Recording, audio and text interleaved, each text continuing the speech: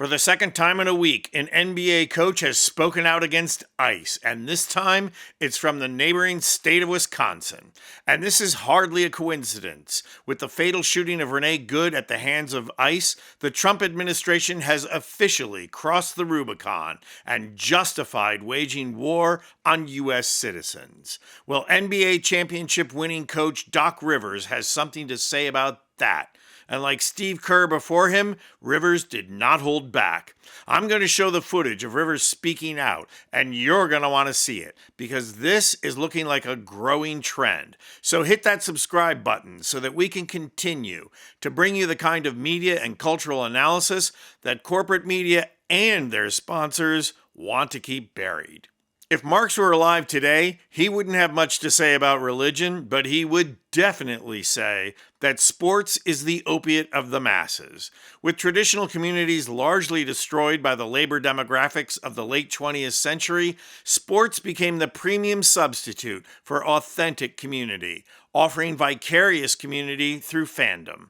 Every now and then, politics erupts into sports, like at the 1968 Olympics when Tommy Smith and John Carlos each raised a black-gloved fist during the playing of the U.S. national anthem. Decades later, Colin Kaepernick of the NFL's San Francisco 49ers protested police brutality in the black community by kneeling during the national anthem. But the chaotic, violent, and anti-constitutional actions of the Trump administration are forcing people to take a stand, to speak out, and sports is no exception. After the shooting in Minneapolis, Steve Kerr spoke out during a press conference. Well, I'm glad that the Timberwolves, recognized, her life and the tragic nature of her death, and it's shameful that the government can come out and lie about what happened when there's video and witnesses who have all come out and disputed what the government is saying. And now the reason Kerr spoke out is because of what the Minnesota Timberwolves did in the game following the fatal shooting. They held a moment of silence, and that is precisely the kind of thing that sports franchises do to keep politics out and to literally silence voices. Only it did not quite go as Minnesota had hoped. Watch this. Also work for freedom and everyone affected. And our hearts are with our community as we hope for healing and unity during this challenging time. Please join us in our moment of silence.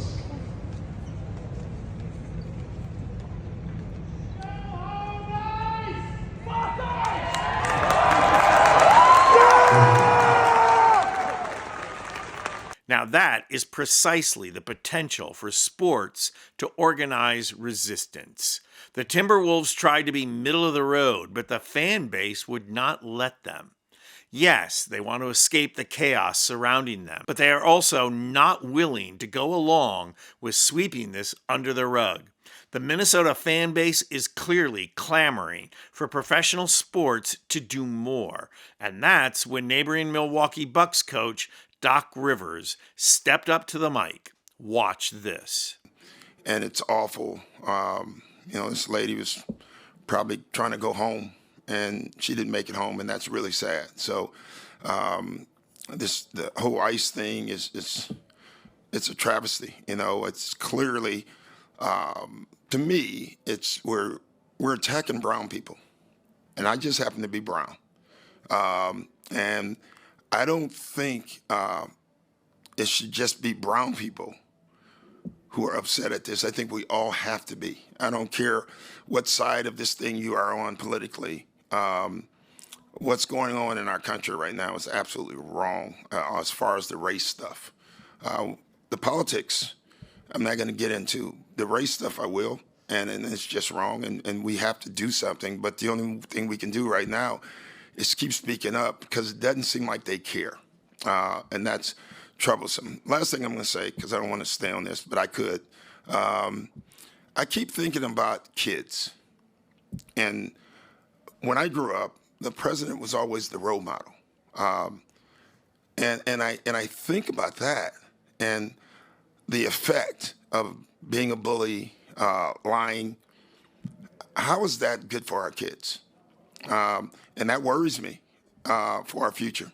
Both Rivers and Kerr speaking out is an important step in resistance. And Rivers did not hold back about identifying how racial dynamics is playing an enormous role in all of this. Both coaches did not hold back on their criticism of this government. But in the aftermath of ICE's fatal shooting of an American citizen, more needs to be done. For openers, it's time for Minnesota Timberwolves coach Chris Finch to do the same thing. But even that is not enough. If professional sports really wanted to make a difference, and their billionaire owners don't, but Timberwolves general manager Matt Lloyd and president of basketball operations Tim Connolly should announce that they are not playing any more home games until ICE leaves Minneapolis. Then wait and see what the league does. And Minnesota's NHL team, formerly the North Stars but now the Wild, should do the same thing. And while they wait for ICE to leave, they could spend the time coming up with a better franchise name. Holy cow, who came up with that one? But it's high time for professional sports to stop fostering escapism and start cultivating resistance and revolution. And it should start in Minneapolis. I'm Anthony Vincent Gallo for Occupy Democrats. And if you like this video, please hit the like button and subscribe to our channel. You'll not only help out our channel, you'll be taking concrete action and helping get rid of Trump and the MAGA movement who ushered him in.